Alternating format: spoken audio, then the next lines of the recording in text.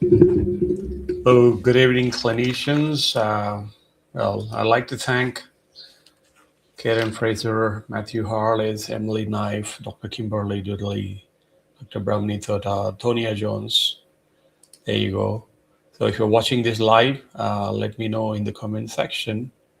Uh, I'll also drop in the link. Um, so that you get to see where you can join me live. But again, happy Social Work Month. In case if you are a social worker, let me put it in the comment section. Okay, there you go. Okay, if you go to the webinar comment section, this particular one on LinkedIn Live, why less talented clinicians are more visible than you. There is a joining link if you'd like to join me as a guest. And for the participants who are watching replay, put in the hashtag replay. So thank you for being here. If you are here, you care about your work and you probably don't want to talk about many things about your work. So tonight or this evening is not about marketing tricks. It's about understanding why visibility feels harder than it should. Camera presence or being visible is not easy. It's tough. You've spent years mastering your craft, but yet online, the mastery feels invisible. So what I would love to say is that it's not about broadcasting uh, because you are always busy doing the work. You probably don't want to talk about it nearly enough about marketing yourself. So it's not about teaching you how to point out at a floating text on TikTok or probably dance.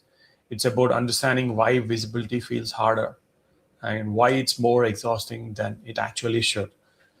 So many of them, or many of you, even as a clinician, you have spent years mastering your craft. You have sacrificed your sleep, you have sacrificed your personal time, sanity, yet online that mastery feels entirely invisible. So the disconnect is the gap between how good you are in the clinic, how good you are with your patients or clients, and how known you are online. That's exactly what we are going to unpack um, in this particular LinkedIn Live. So let me start with a simple, uncomfortable truth. This is going to be a very uncomfortable truth. The internet does not reward clinical competence. It rewards clarity. That doesn't, in fact, that doesn't mean that internet is broken or the algorithm doesn't push your content. It only means that it's a place only for influencers. The way the algorithm had been designed, the way the more reach happens is only designed for influencers. It just means that it runs on completely a different set of rules than the hospital floor or than the clinic's floor. So in normal clinic or probably a hospital, or if you're in the patient care, you your skill definitely speaks through patient outcomes. Your competence is measured by the charts of peer respect and the survival rates and the kind of valuable conversations which you have with your colleagues. But online, your skill speaks entirely through expression. If you cannot articulate your value to the internet, you do not have any. And most clinicians are trying to be precise, cautious, and heavily evidence based. You are taught to hedge your bets and avoid absolute statements. So it's again, the online world definitely rewards only boldness, simplicity, and repetition, because whatever the tension which is out there, it creates frustration, right? Some less experienced are building a following, and there is a quiet thought which creeps in. I'm better than this. So many of the clinicians I know as they scroll definitely agree to the fact that they're better than the people or the folks who post content.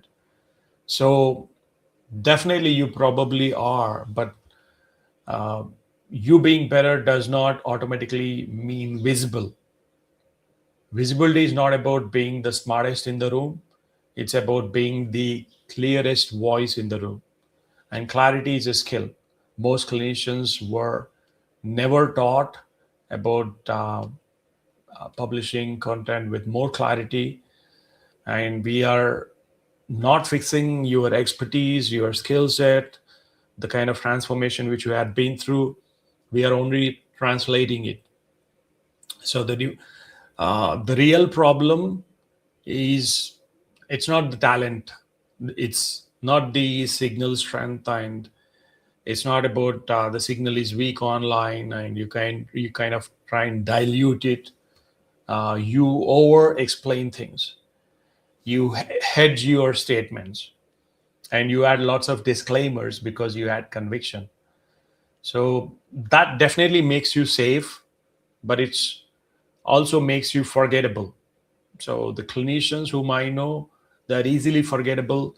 Clinicians are gaining, less qualified clinicians are gaining visibility. They are not necessarily more skilled, and the more decisive in how you communicate or how they communicate, they definitely choose a path. They choose one particular lane. They repeat the same message again and again. They make complex thing. They make complex things understandable. They don't apologize for having a perspective. But here is the important part: you don't need to become loud as a clinician. You need to become quite intentional, because the visibility online is quite engineered, and it's not at all accidental. So even if we break down the visibility gap, the first gap is the identity gap. Offline, you are a clinician, but online, you are undefined.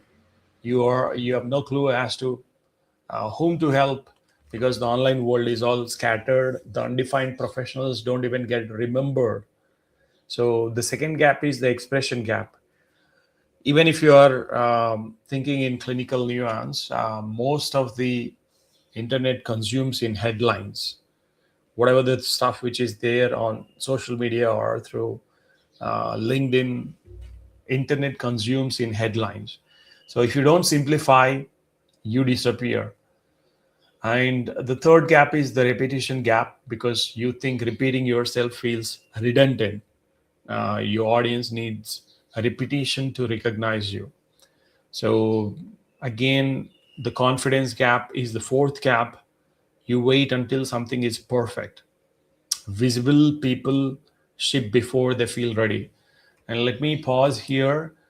Let me put in a ticker bar. So this is something which we spoke on day one. This is something which you got to fill. Ask your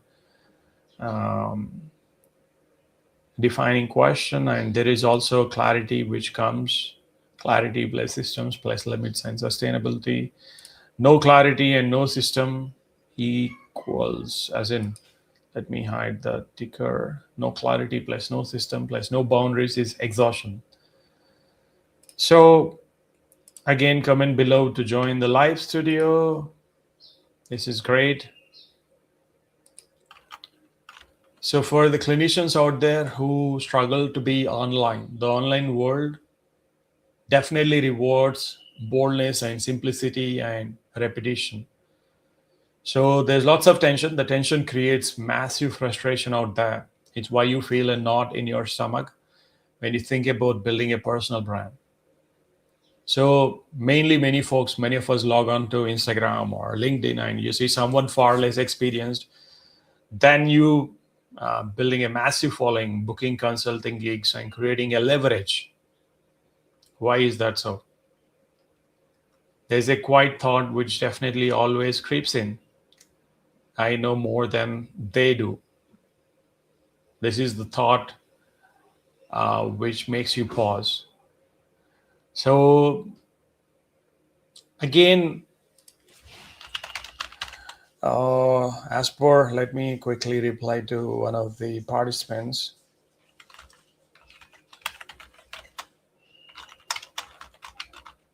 Okay.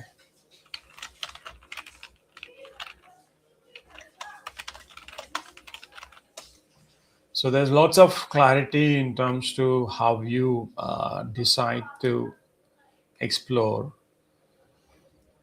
And trust me, consistency is what beats quite brilliance. Many of us have the fear of being salesy, and clinicians, they hate sales. Most clinicians, uh, nurses or social workers, therapists, or physicians, they equate visibility with self-promotion. They think that it's all about self-promotion, but visibility is simple clarity in public.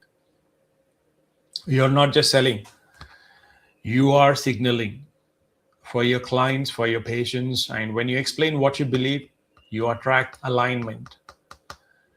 That's where most of the clinicians try to jump across. So when you hide, you attract nothing. So the goal is not to become an influencer. The goal is to become findable. Patient search, opportunity search, media searches. So if your voice is not clear, definitely it won't even show up.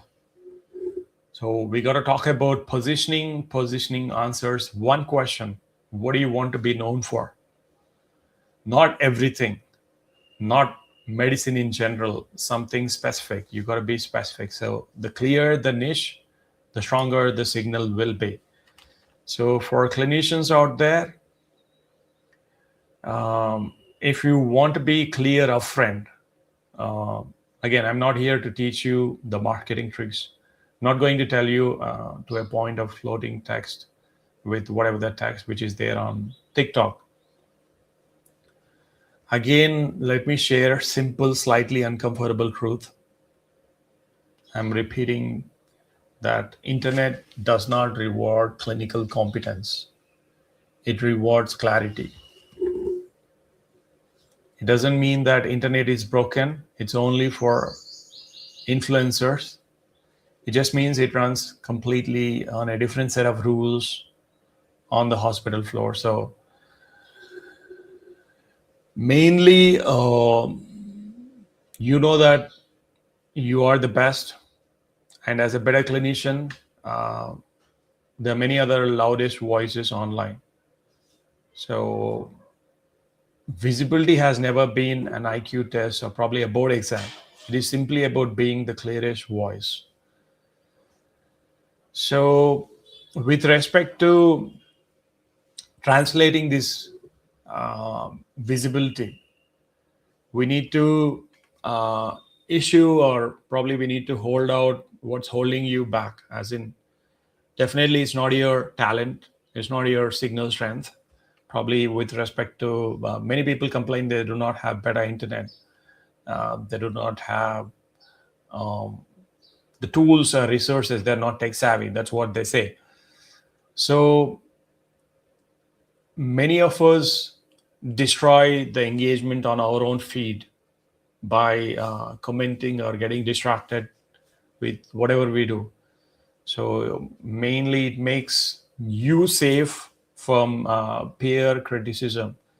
It also makes you completely forgettable online. So safe doesn't build leverage. Safe keeps you picking up extra shifts.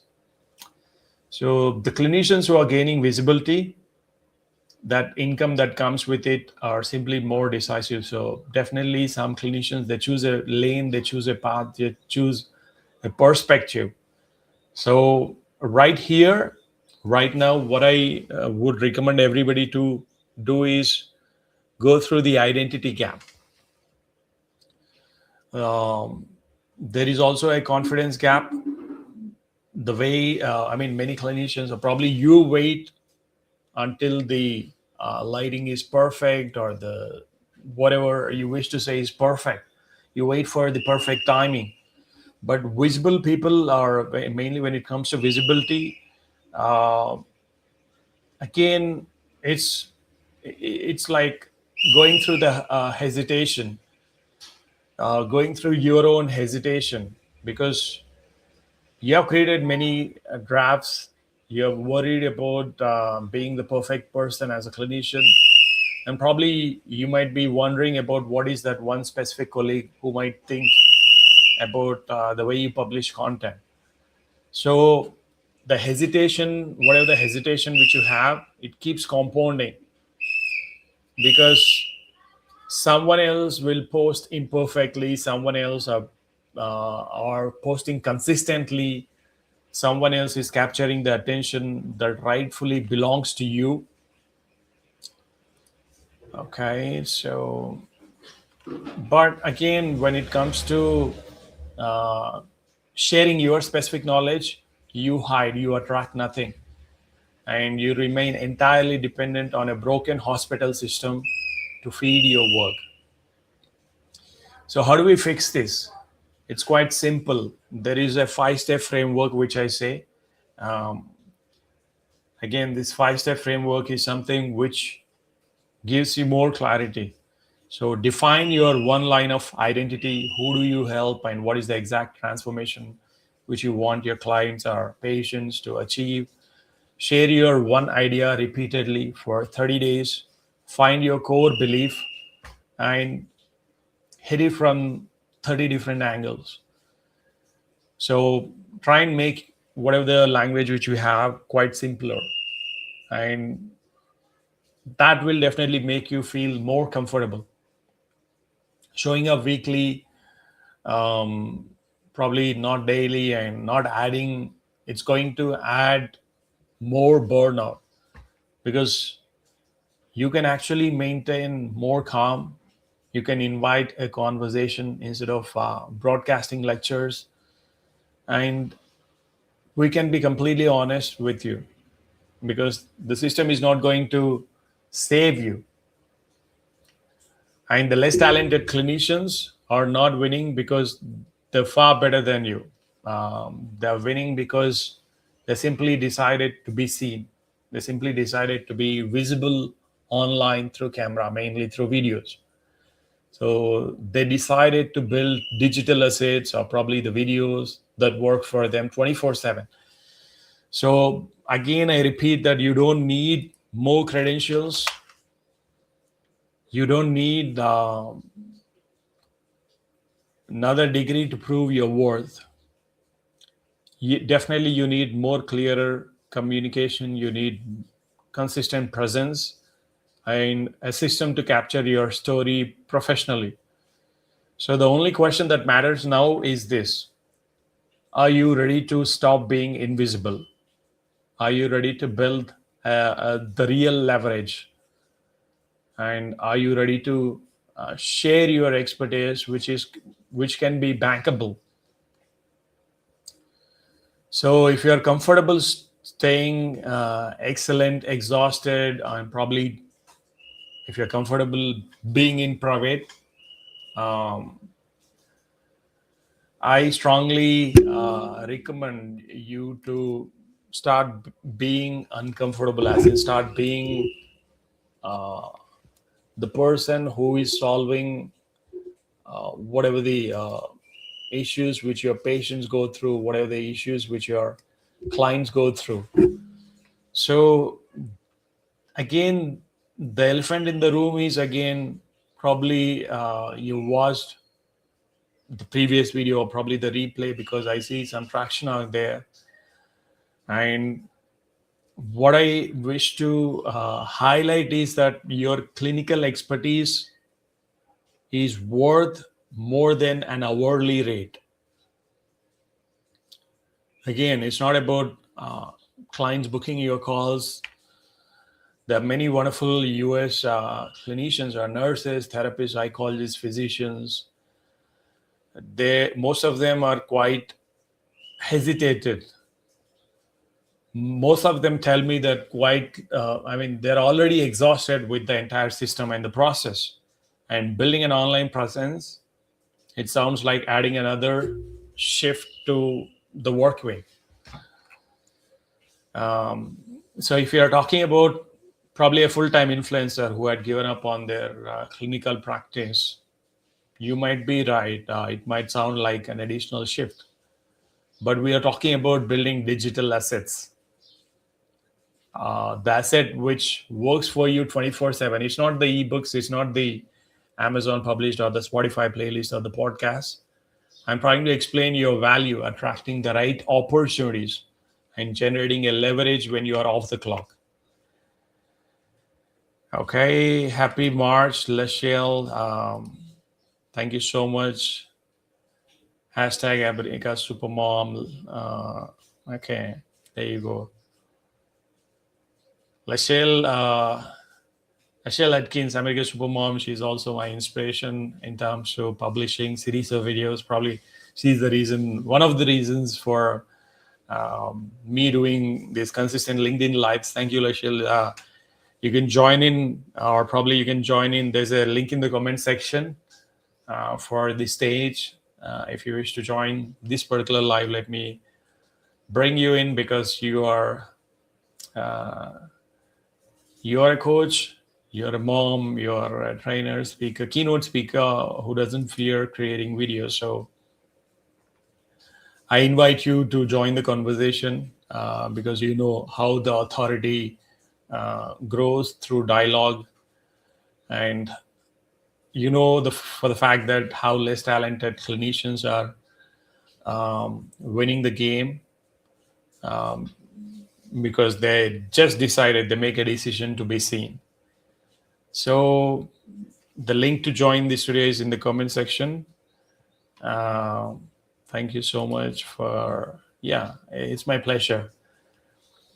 So stop being invisible, stop being comfortable in your own presence, because everybody loves to be in their own comfort zone. Definitely, you got to sit down, capture your authentic story, probably be more professional on camera, and let system do the heavy lifting. Because I know I'm not perfect, just doing a LinkedIn live StreamYard kind of thing.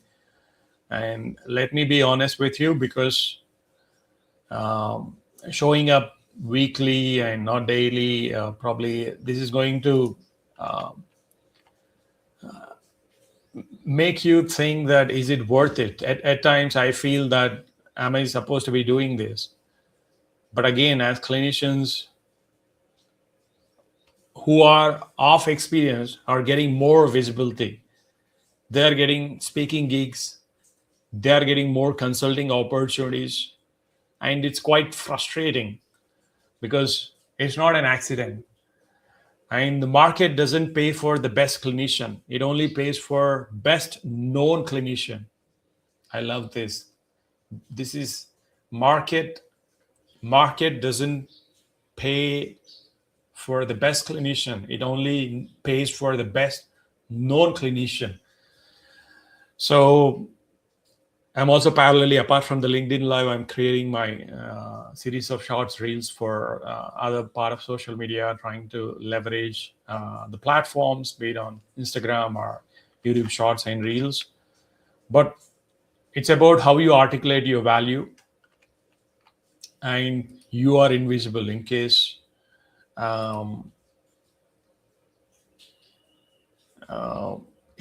if you wish to not show up online, it's going to cost you. It's going to cost you a bomb. It's going to cost you too much.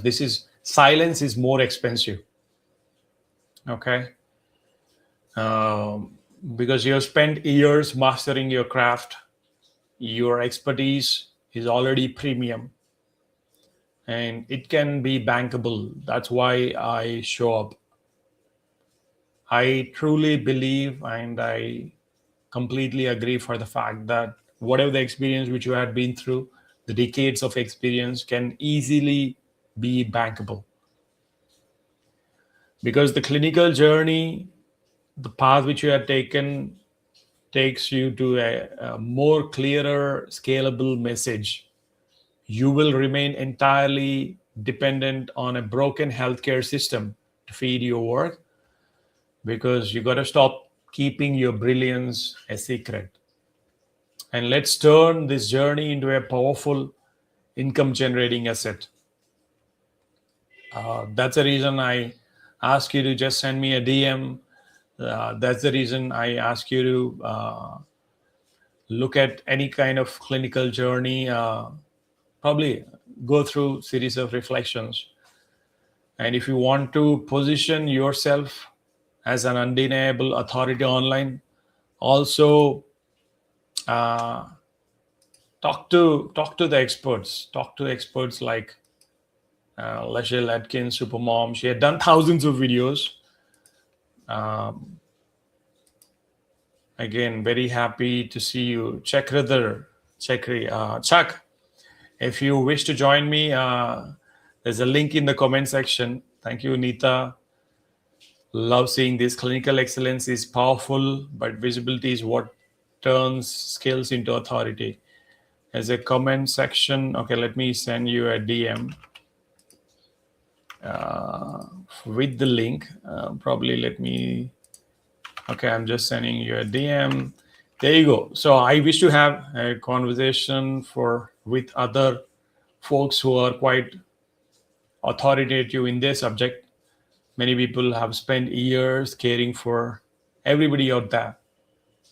So if you could turn your expertise into digital assets, it's going to help you. So it's great seeing you, Chuck. Probably this is the 4th day live or 5th day live. I got to look at my number. Okay, there's a private chat. Okay, there you go. Ashel, he's here. Hey, I also have Chuck here. Okay, finally. That's how much is it? Good to see you. Good to see you. Thank you so much. Okay, let me remove the comment below. Chuck, good to see you in the comment section. Chuck Chekuri is one of my mentors in AI, Lachelle. He's a leader. Let me also, he's in the comment section.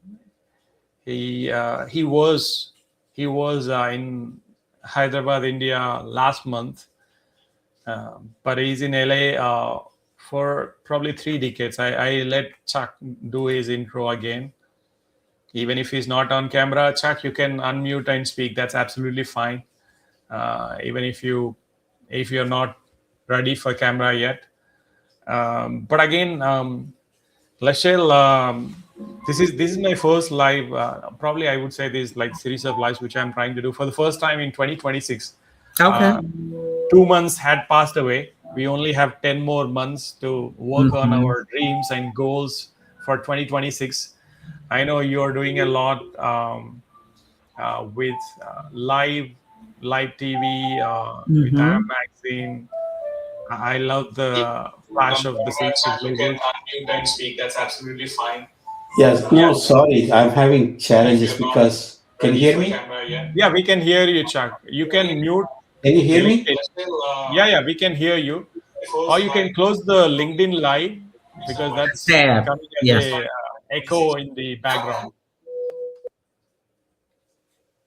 We can hear you.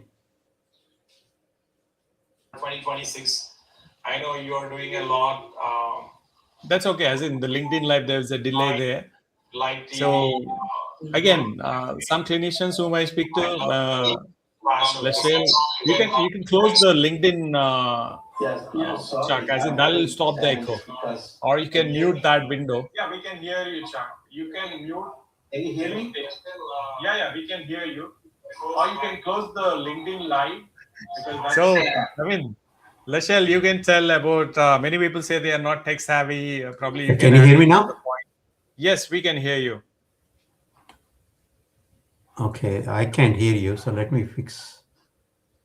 Okay, we can hear you. So Lachelle, how can somebody overcome the camera fear? Mainly the clinicians or people who are in the healthcare sector, because there are lots of compliance ethics. Yeah. Hey, how you doing, Chuck? Finally made it. I was busy doing something and I saw his name pop up on LinkedIn, and then I said, "Oh, he's on there." Then I clicked on this other button. I ended up. Nice to see you guys. Chuck, could you give your intro to Lachelle? Lachelle is an American supermom. She's a mom to 15 kids. If I'm not wrong, let me You're correct. again. Nice. So my name is Chuck. I am a AI strategist. I'm based in LA, and I was in India in December, January, where we did a very wonderful event, and Raj was very helpful. And Raj and his team, they helped me do a roundtable. So we brought in the best of the top leaders in AI, business leaders, and the top AI leaders, and we made them have a dialogue. And then in the process, we learned a lot. See what was on tap for 2026, and then I've been so busy, Raj. I know I meant to talk to you, uh, so I just wanted to say hello. So what do Yeah, you do, Rachel? Tell me a little bit about yourself. So thank you so much, Raj, for giving me the invitation to join you this evening. And it's a pleasure to meet you, Chuck. He mentioned that my husband and I have 15 children, but I went through a challenge for 13 years with depression and 3 hospitalizations. So now I am a mental health strategist. I help executive women align their brand with their true identity to minimize burnout, overwhelm, and anxiety, and so that they can shine in the media. So I have a marketing degree.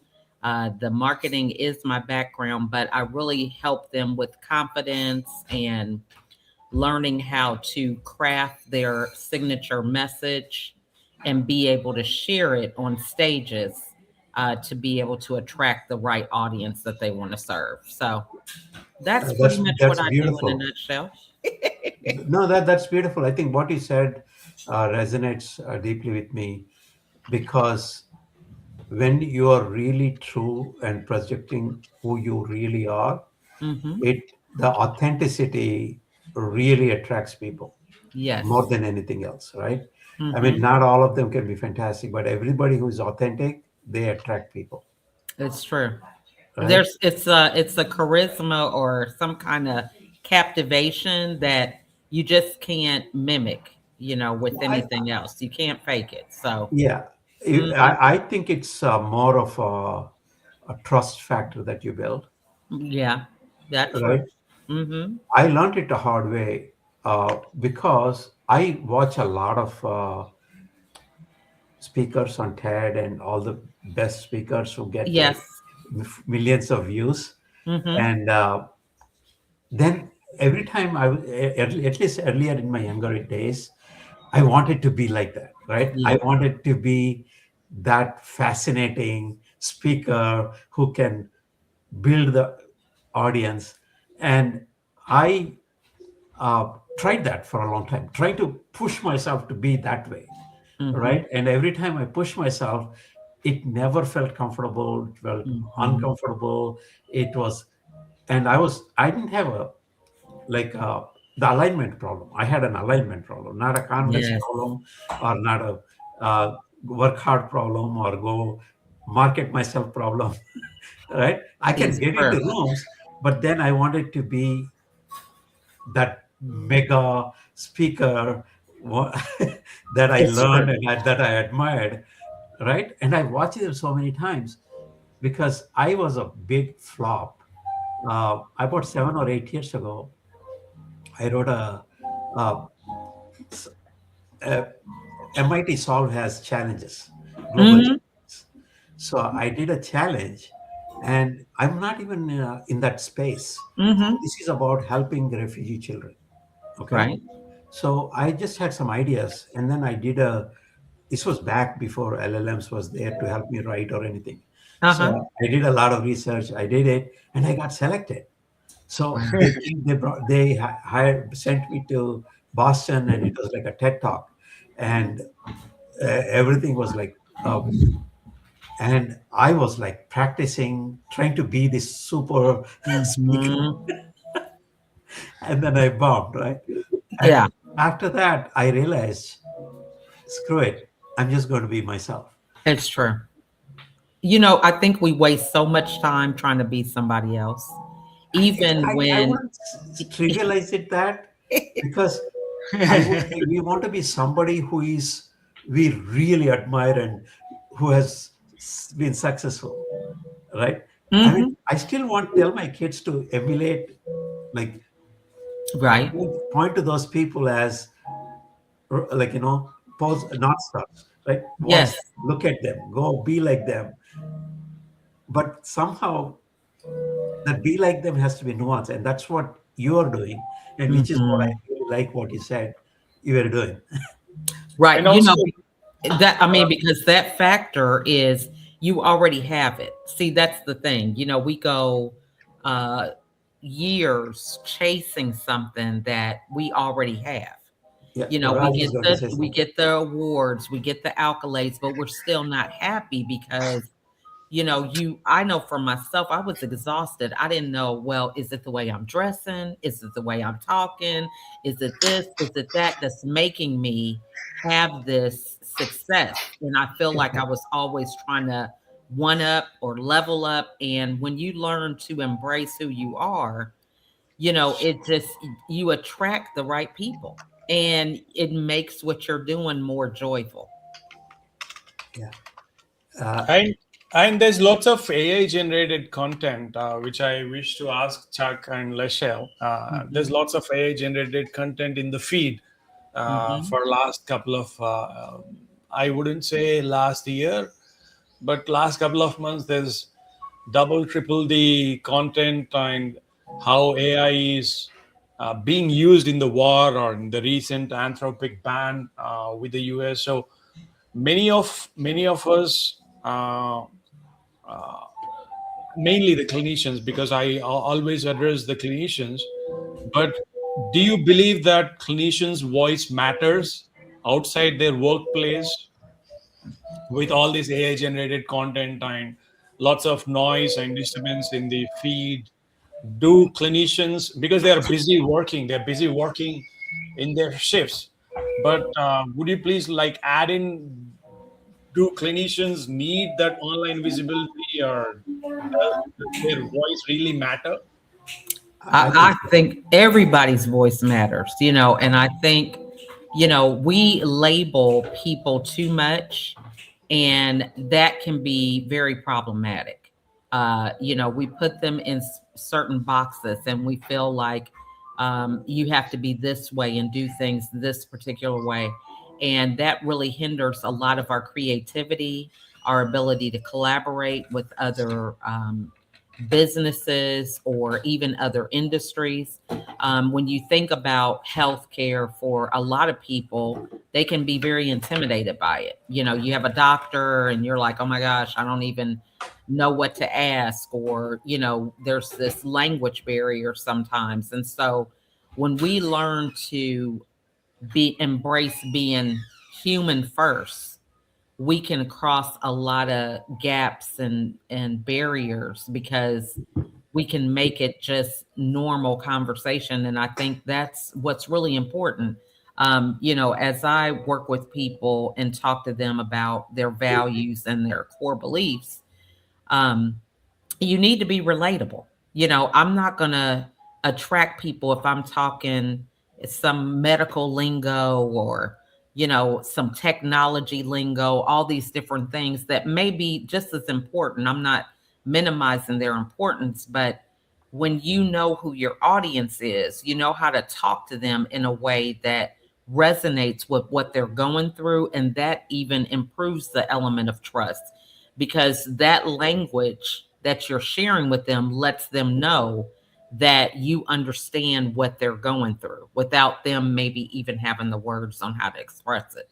So I think it is really important for them to be visible, and be visible outside of the stereotype of what we have sometimes conditioned people to believe a clinician should be and how they should talk and things of that nature.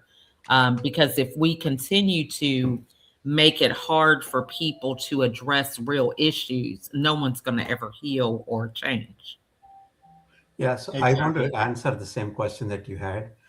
should clinicians write and AI generate it? So I just shared a link with you guys that I just wrote, and it was fully AI generated. And the reason I say that is, and I want clinicians to use AI to generate content, because this one I just sent it to my own brother and my uncle. I was just having a conversation with them, so that I wrote it. And my brother, they know it's AI generated. I did not have time. I really don't have time. So in the morning, having breakfast, I just took 15 minutes to express myself, Yeah, right? I just brought that up on the screen. Can you see the screen? Like, Yeah, I can see it. Mm-hmm. Share the link because yeah, it's not a big read. It's a 2-minute read. This is what I was trying to say. My brother then said, interesting framing. Okay. So I framed the situation in a way that I like to see, Mm-hmm. right? So every clinician, say, let's say diabetes, right? And a lot of people know about it, or like they have so much experience and uh, dealing with that much more than I do, then Mm-hmm. they can actually frame it and it will resonate with somebody or the other. And that will make a difference, Mm-hmm. right? And that's why I think they should use AI and they should write Mm-hmm. whatever their. and I agree with the fact that you mentioned about being authentic, Chuck, which is again that also uh, wins because most of them are quite active on comments because Lachelle, the clinicians who had paused because we know since the early days of pandemic we've been in touch for close to 4 to 5 years. Mm-hmm. They were busy commenting, and the clinicians I know also they're busy going through the quality posts. They're quite active in engaging, but they Mm-hmm. do not have time to publish probably a short or a reel a minute, but they have hours to go through the feed. Mm-hmm. Uh, and that's where I feel that they're not living their true purpose because I Mm-hmm. know published authors on Substack or Amazon, but when we see the personal feed, like the way Chuck mentioned about this particular article on Substack, which is again talking about the trends, the ongoing trends, or probably something which can relate to the how AI can be used, probably leveraging the current tools Mm-hmm. makes sense. So I feel that the less experienced or probably the folks are more committed to posting probably once a month, and I don't know what stops clinicians, but again, they're trying to overcomplicate their message, uh, probably commenting only on others' feed, but they're quite invisible.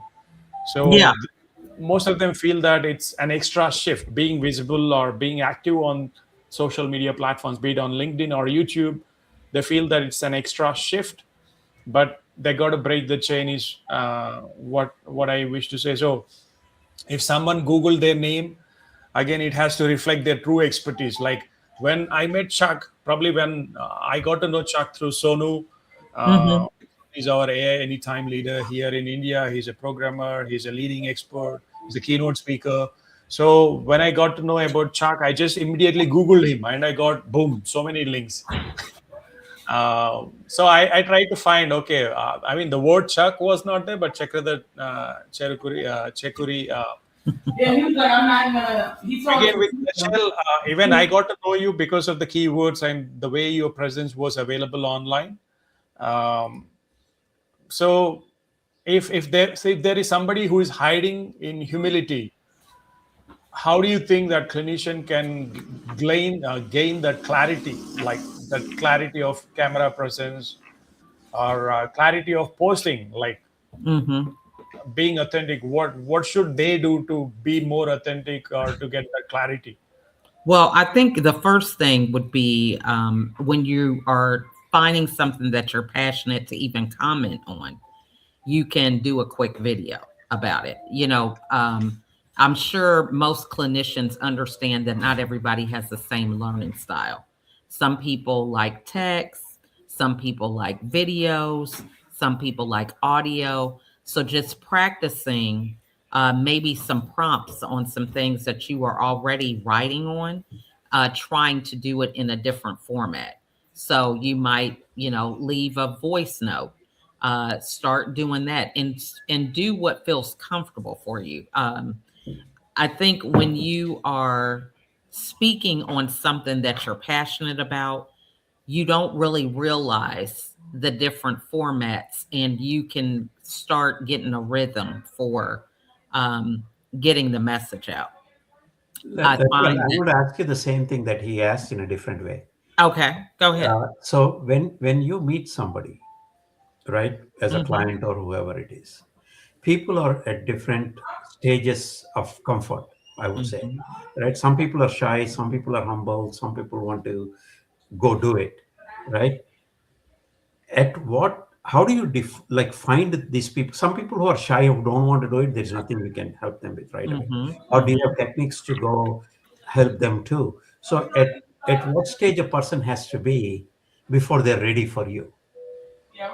Well, that's all about assessing where somebody is, because Yeah. when you are learning to help somebody get out of their own way, that's what I say. I can recognize that because that's where I was. I was in my own way. Um, when you ask them questions and really let them tell you what their goals are, you are just helping them to create a strategy to get there. So it's no different than somebody saying, I want to make $1 million. Okay. Everybody can say that. But if you don't have a plan on how you're going to do that, you're never going to accomplish that goal. So if you're clear about what your goal is and you are ready to take action, you'll be more engaged in the strategy that's going to take. So the key is really helping people to understand and be authentic about what their weaknesses and strengths are. So I'm not a tech person. So for me to, tell somebody you need to do this and you need to do this on a tech format, that's just not my gift. And so if someone was to tell me that, I know that that's not the right answer for me, because that is something that I'm not interested in, I'm not good at, and So that's an why do area you that I say would that about delegate to that? somebody else. Why do you say that you're not good at tech? Because you're using before me how to get online before me. I was like Yeah, struggling.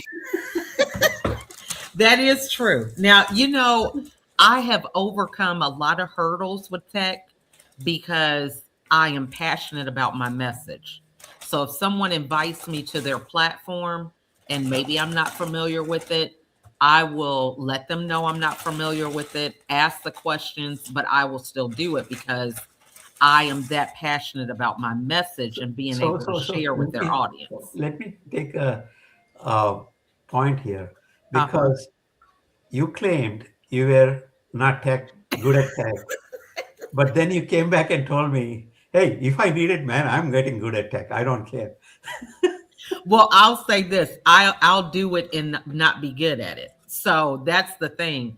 Before, when I think I really am clear about who I am and what I do, that whether I'm tech savvy or not, that's not the point. Because if I'm able to reach my audience, they're not concerned if I'm tech savvy or not. What they're concerned about is if I can help them with whatever problem they have.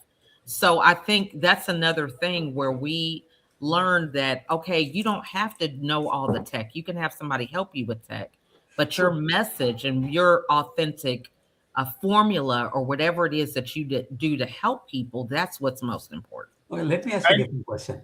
Yeah. Sorry, Raj, I have to go. I'll just one more thing. It's interesting Okay. because Lesha, do Hmm. you use AI today? I haven't used it today, but you know what? I'll take that back. There's a lot of AI that I don't think we're even aware that we're using.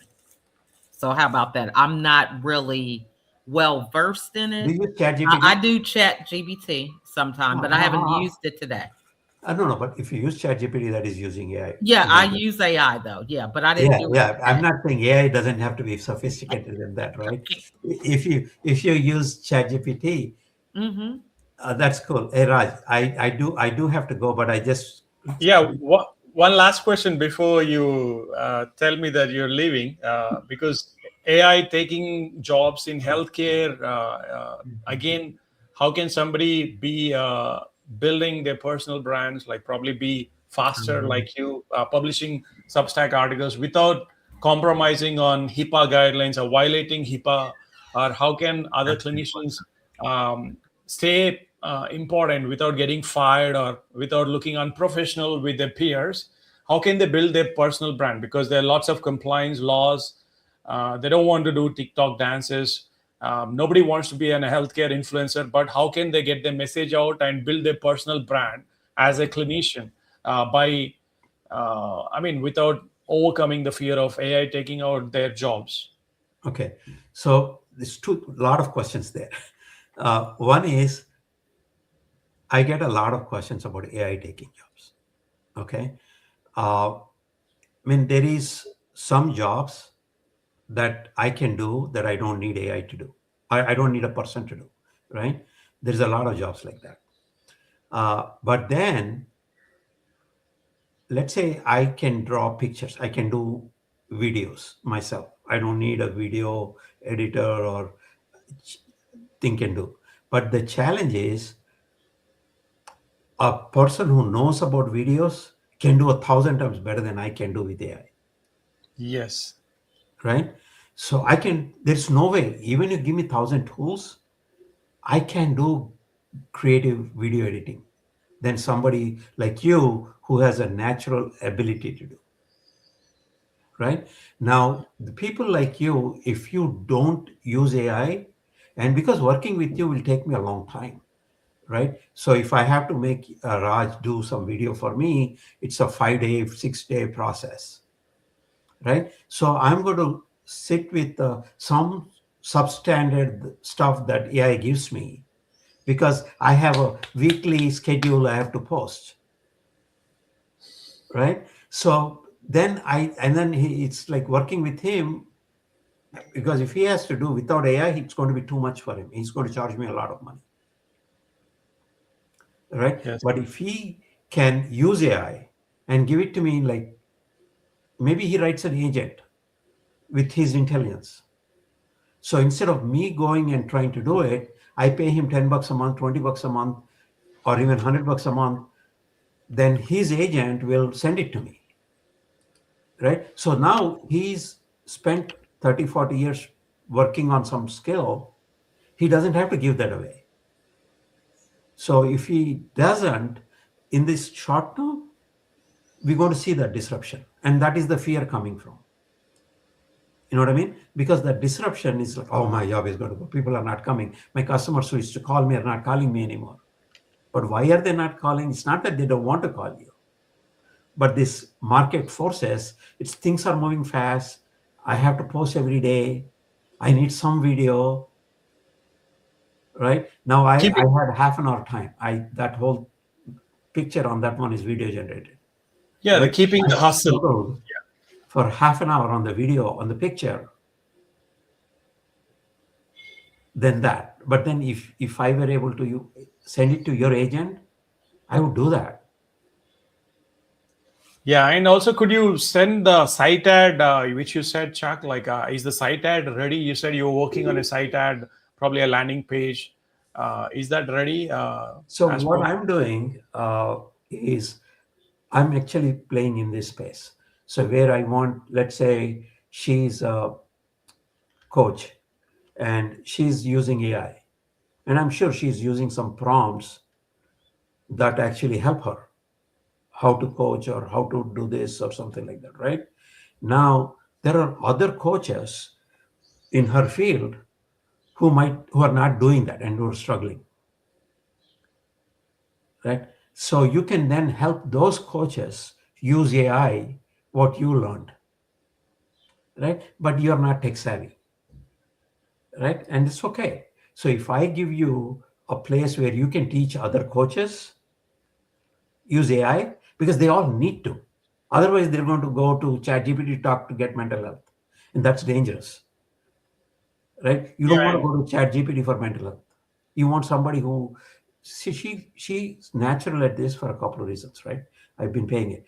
So I've asked a question. She said, how do you know somebody's ready? And she says, I can assess. That's my natural skill. right? She has trained herself to really assess. If she didn't assess, she'll be chasing like dead ends and not making enough money at all. She knows who is going to pay, who is not going to pay, who is ready, who is not ready.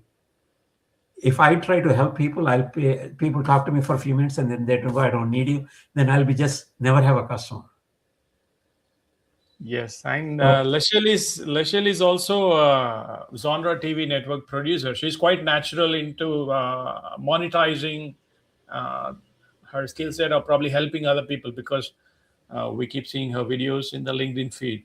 The yeah. genre TV, the teasers, promos, or probably building the network and all that. I'll probably pay attention to. I don't know, where do you see your videos? Where do I see your video? They are on LinkedIn. I do have them on LinkedIn, and I'm on Substack also. So I have a Substack account. I do live videos on Substack. I have a YouTube channel, and my TV channel is on Zandra TV Network, as well as Roku, Amazon Fire, and Apple TV. So it's a live stream show. So yeah, Yeah. I'm Chuck, everywhere because I'm it's more. passionate about Yeah, and my you message. will also, if you follow the same path which Lachelle did in the last 4-5 years, you will double or triple the numbers in Swiss Bank. I can vouch for that. Being present on Amazon, again, that's high domain ranking, right? Amazon or Spotify, getting listed, broadcasting the net, whatever the content which we create. Because many people, they try to monetize using Substack, which is, again, Substack is very strict platform. First of all, I'm not monetizing because I don't know marketing at all. Okay, I'm talking to two marketing people, right? So I have a question for you guys because of my own, both of you. So the way I understand marketing, right? There are a couple of things. One is the frequency and presence, regular presence, right? The number of clicks and this thing, right? And then the other one is uh, targeting. Who do we want to target? Where to target, right? And then there is also a lot of technology involved, technical stuff that Raj was telling me when he was putting like captions on something, why they're needed, right? So there's a lot of psychology that you guys know, the viewer psychology, right? For me, I can't get grasp of it, right? For me, I just want to express.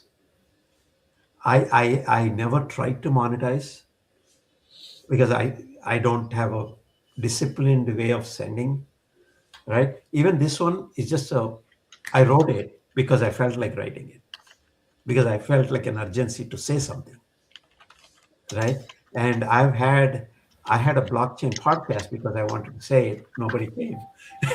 I had a Medium podcast, and if you see, there's no theme. They're just random ideas and opinions. Mm-hmm. And when people, I'm not. So now I'm stuck because I'm actually building a product that I think is really valuable, Okay. right? Not just expressing myself anymore. So that is the reason I want to talk to you, Raj, and message you at the time, because now I want to really, I'm doing things, even the thing there, how do I add value? How do I create? Right. I'm done expressing myself at my age, right? Yes. I've done that.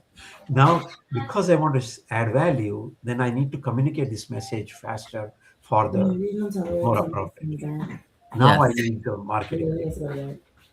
So let me explain it this way. Okay. So, when we go to the doctor has a lot of medical terminology because they are diagnosing us. But if they talk to us in medical language, we're not going to know a thing they're talking about. So you're the expert.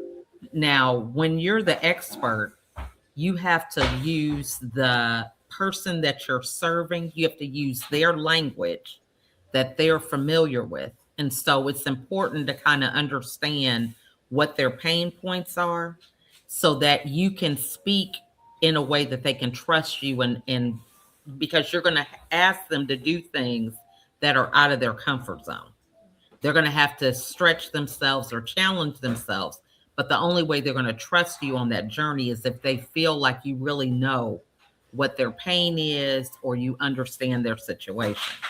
So there is a difference when it comes to all this stuff matters. The psychology, the technology, the frequency and targeting, it all matters.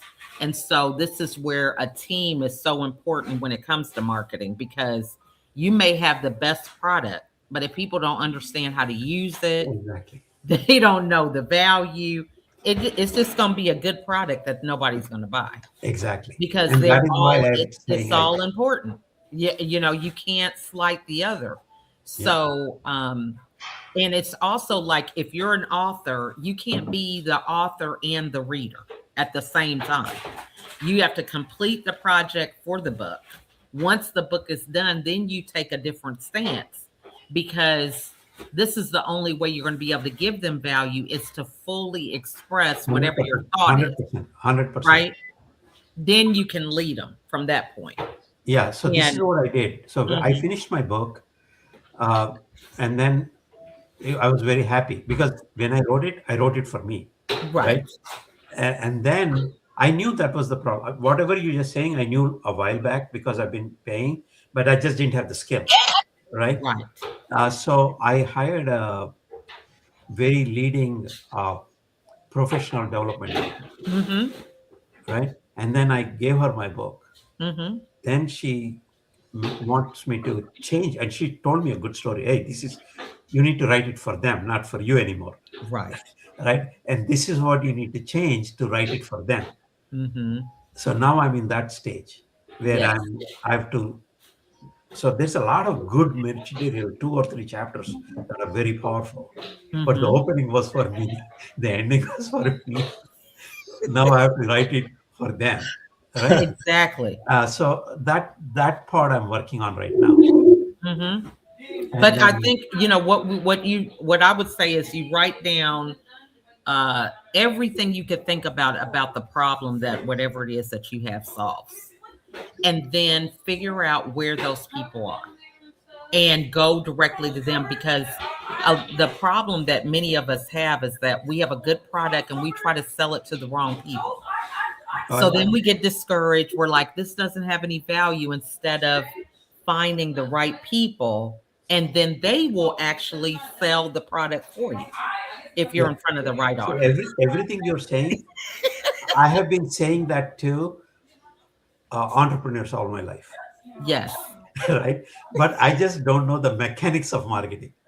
So the idea, principle wise, yes, I knew this long time ago. I was coaching entrepreneurs. I was helping them identify the customer, identify the pain point, design the product, right? So, but I couldn't make them, give them the detail to go, this is how you go do it. Right? That part I never figured out. Yeah. And many people consider, I'm sorry to interrupt you there, Lashelle. I just wanted to add in this point, which just clicked in my mind. So again, I tend to forget it. So many people consider that marketing is self-promotion, but unless, mainly the clinicians, they think they don't want self-promotion, but they need leads, or they need clients, or they need additional streams of income, or they need passive income apart from their regular shifts. But that's where they lack. As in, that's where they lack that it's not self-promotion, but it's living their purpose, it's living their legacy, living that, creating that impact. Raj, I have a question. If I'm a clinician, right, how can I increase my streams of income outside of what I'm doing? What are the revenues right now in India? Well, the number one revenue is the keynote speaker, because and the keynote speaking engagement, like TED Talks, or being a keynote speaker in a corporate, Lashelle knows the importance of it. Addressing a group of people, probably like 20, 30, or 50, or 100 people in one go, helps you leverage that additional passive income. So again, people say publishing books the old way, probably taking some royalty out of the books. But again, the audiobooks are quite powerful. But current trend, which I see, is again helping folks um, building subscriber base, be it on YouTube. People think this is not the right time to start their YouTube channel consistently, but the right time is always yesterday. I mean, when's the right time to do something with respect to video? It's always yesterday. But for clinicians trying to build additional streams of income, I always say consulting always helps.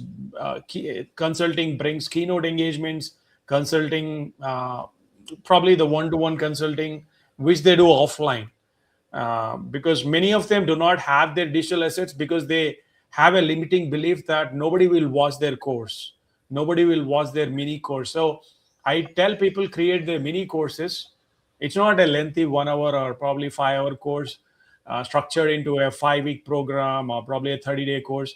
Lachelle and me, we know that we ran challenges in the past, like a weekend challenge or probably a 3-day challenge, because that establishes trust with the audience or the kind of impact which we create. Even the recent AI Impact Summit, this was the same question, like how can they build additional streams of income? In everything is AI generated, videos, text, images are all AI generated, but most of them are drowning in the paperwork. There's lots of paperwork. In India, it's not digitalized completely. There's lots of documentation.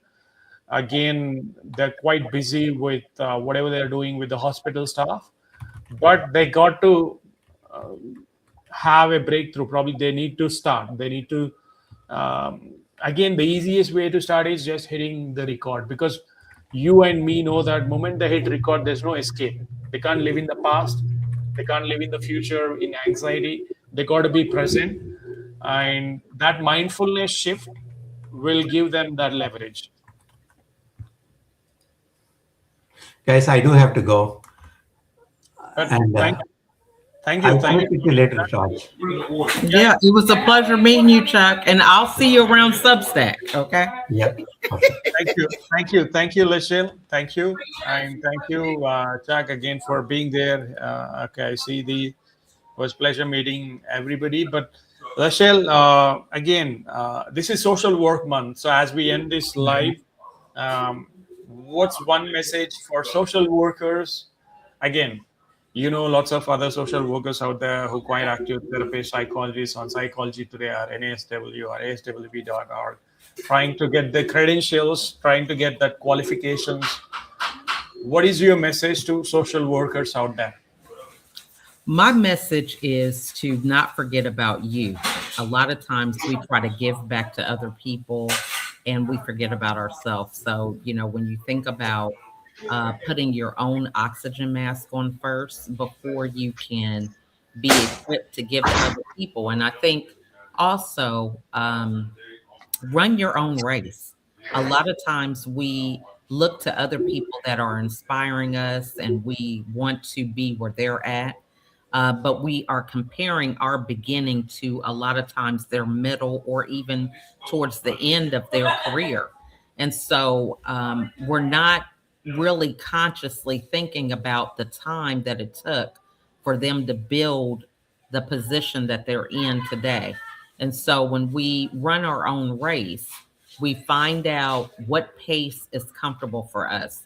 You know, you were just mentioning how a lot of people do challenges, and I'm not going to say that they're not valuable because I think it is an opportunity to shift mindsets for people who are getting out of their comfort zone. But what a lot of people run into in hosting the challenges is that they don't have the infrastructure to support large amounts of people that can come through there on a mini challenge, and then later on, you know, they just can't follow through and maintain it because they don't have a system designed or even a team in place that will help them to continue the growth process for people that are undergoing these mini micro transformations. So when you're running your own race, you're really clear about what your strengths are, who's on your team, what systems you have in place, and how you can actually grow and scale as you grow your business, your audience, and things of that nature. So thanks so Yeah. much for having me. Thank you. Thank you, Lachelle. Again, almost all the clinicians who try to create their own impact need to work on building their team or probably their Hmm. set of folks. Thank you so much, Lachelle. I'll make it like a quick shot or a reel again, try to highlight that to the kind of other social workers or clinicians who are there in my list. Again, it means a lot. Thank you so much for your valuable time spending this evening.